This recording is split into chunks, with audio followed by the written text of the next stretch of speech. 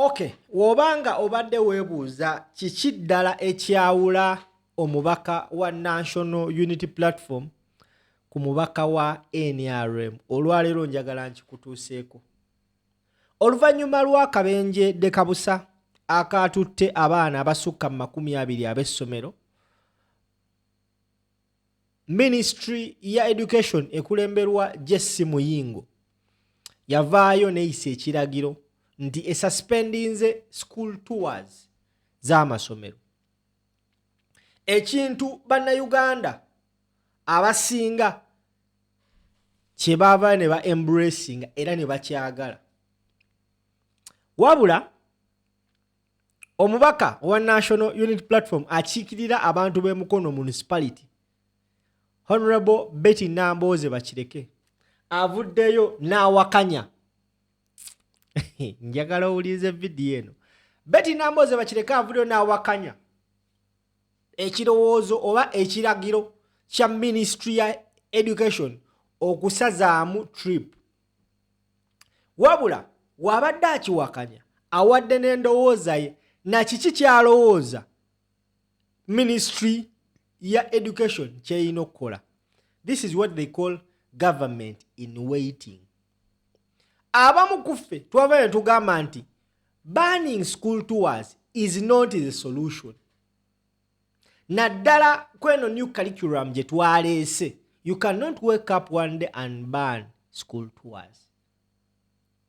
Njagala owulirize Betty Nambooze Bakireke nga nnyonnyola ensonga ye lwaki awakanya ne sekuwakanya yenna ekiragiro oba ebiragiro bya Ministry ya Education and Sports okuggala oba okubaninga oba okustopinga school tours ez'amasomero. Wuliriza video tukomewo. Bampita Simple. Tetulina bwe tusobola kwewala tuwa zirino baawo. Abantu babadde babuuza lwaki obubenje bw'amasomero bususse nnyo ennaku zino, nti kubanga era abaana bali mu ttuwa. Ye answer. So mu Uganda obubenje bubadde bugwa era emmotoka endala era zibadde zikola ki? Zigwa. Okuwera ttuwa minisita kye yakoze si kye kigenda oyamba. Tukooye enkulembera eri reactionary. Twagala kuzaawo ekintu kye bayita school bus nga gavumenti yeetaba mu kugulira amasomero emmotoka. Ne tugamba wano e Mukono nti tulina school bus nnyo, essomero erinaalambula lyerinona ne dereva omutendeke. Ne Ministry ya Education fedda bwe twabanga tulambula nga mugenda Ministry ya Tourism, Ministry ya Education ne ministries endala nga babairayo n'amabasi agafugwa abantu abeegendereza nga gye mujja basi zitambuza abaana. Ekyo ne kireetawo nti n'omwana w'omunaku naye akola ki? Alambula. Fe olwayingiranga mu P1 nga buli school fees zoowa kubeerako ssente za basi, nga we lutuuka okulambula olinnya bulinnya n'okola ki? N'ogenda. Twagala enkola eyeddewo nti omuzadde omwana olutandika osoma ng'asasula 2,000 buli ttaamu, 2,000 buli ttaamu. Kituusa nti waamalirako omwana otuuka mu P6 ng'agenda okulambula okwessalira okw'okusoma nga baleeta bbaasi evudde mu kitongole kya gavumenti ng'ebatwala ng'ebatambuza bulungi. Mpozi kye twagala bawere ze trips ezibadde zitondebwawo ziteekebwawo abasomesa ez'amalyansimbi ng'abaana olaba tebalina bye bagenze kukola ki? Kusoma. Kino ekyakisidenti kibi nnyo era tukisaasira naye tetusobola kugamba nti n'olwekyo tuwere abaana okulambula. Tulina kutereeza byantambula. Tetusobola kukola bwe tutyo kubanga enkya abagenda okuziika bwe banaagwa ku accident nga minisita akola ku eyo sekita nga naye agamba nti mpeza abantu okulinnya emmotoka awamu nga bagenda oziika. So ekyo mwami Muyingo tumugamba alimba yasaze bubi. Ate tumanyi amasomero agage gagabadde gabeeramu ebizibu tagaggalangako naye agabanne olufunayo ekizibu ekifo ky'okukola ku kizibu ng'agamba nti akikoze eki? Agaggadde. Ababe tumanyi balinnya nnyonyi owulidde balambula mu nsi zaabweru. N'olwekyo eky'abaana okufa kyabadde kya nnaku. Ekyavuddeko akabenje emmotoka yabadde yegeyege ng'ate eyita ku kkubo terrain embi ey'omu nsozi kya nnaku ate nga batisse kabindo. Ebyo bye tulina okukolako. So sigamba mbu tuweze ki? In fact bannanga abazadde munoonye ssente abaana balambule kubanga kuno okusoma kaliculamu eno empya eri best mu mwana byalaba byakwatako byawunyiriza byawulira eri practical. Tosobola gamba nti tujjewo ki?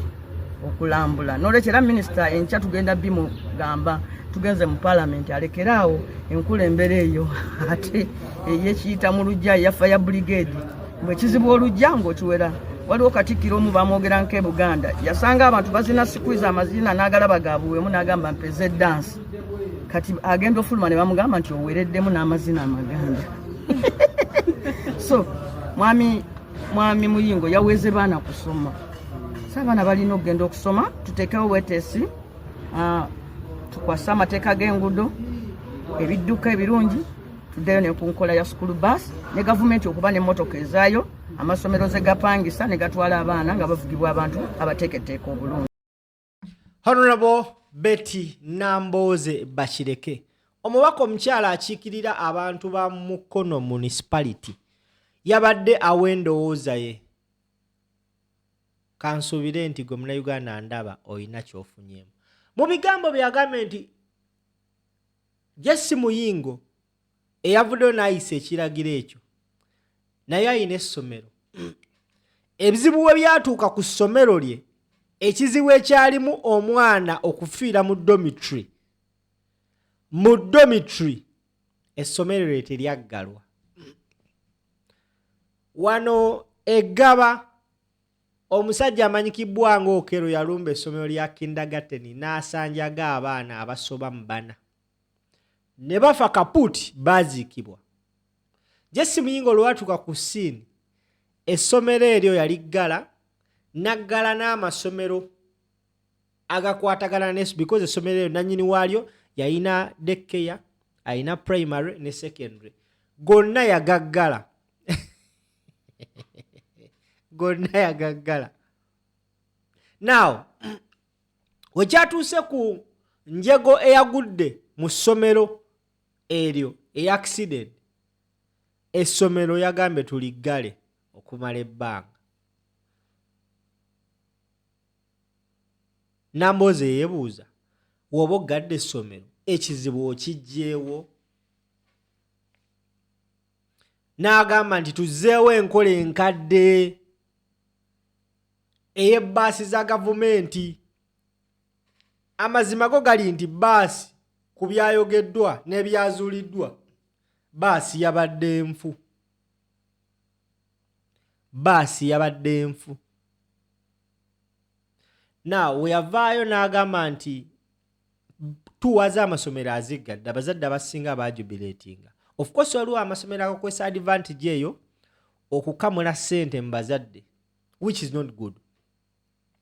Naye Nambooze akonye ku curriculum empya gy'abaana gye basoma abaana baffe gye basoma nti it is 50-50 50% practical 50% theory. Ate ojje weegendereze ekintu ky'osomye ng'olabako practically kikwanguyira nnyo okujjukira mu bibuuzo. So kati there is no you can ban school tours. Yendowooza ya Nambooze era n'agamba agenda musangako mu parliament banyumyemu lwakuba olwaleero simanyi oba akikonnyeko kuba babadde bapayinga tribute ya General Moses Ali. Kategedde vuga video bampita simple.